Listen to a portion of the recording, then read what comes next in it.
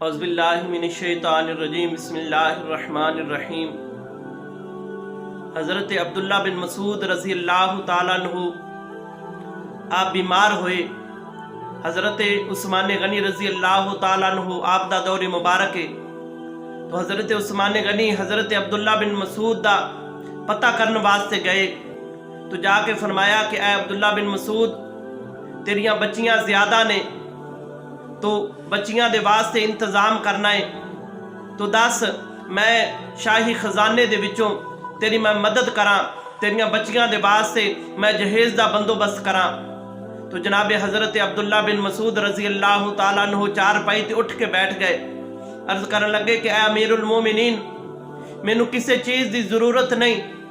کیونکہ میرے آقا علیہ السلام نے مینوں ارشاد فرمایا کہ اے عبداللہ بن مسعود، اپنے بچیاں نو قرآن کریم دے وچ ایک ایسی صورت ہے جس کا نام صورت واقعہ ہے،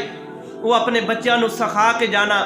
کیونکہ جڑا بندہ صورت واقعہ دی روزانہ مغرب دی نماز تو بعد تلاوت کردا ہے، اس گھر دے اندر کدی فاقہ نہیں آ سکدا۔ اس واسطے اے عثمان غنی، میں اپنی بچیاں نو قرآن کریم پڑھایا ہے اور صورت واقعہ میں یاد کروائی ہے، اور پھر میں انہاں نو پڑھن دی تاکید کیتی ہے کہ روزانہ سورہ واقعہ نماز مغرب تو بعد پڑھ کے سونا ہے۔ اے امیر المومنین، مینوں کوئی ضرورت نہیں، کیونکہ اے میرے آقا کریم صلی اللہ علیہ وآلہ وسلم دا فرمان عالی شان ہے، کیونکہ سورج اپنی جگہ چھڑ سکدا ہے، ستارے اپنی جگہ چھڑ سکدے نے، چند اپنی جگہ چھڑ سکدا ہے، لیکن میرے آقا کریم صلی اللہ علیہ وآلہ وسلم دا فرمان عالی شان جڑا ہے وہ معاذ اللہ جھوٹا نہیں ہو سکدا، کیونکہ میرے آقا نے فرمایا ہے جس گھر دے اندر سورت واقعہ پڑھی جائے اس گھر دے اندر کدی رزق دی تنگی نہیں آئے گی۔ تو اس واسطے دوستان محترم،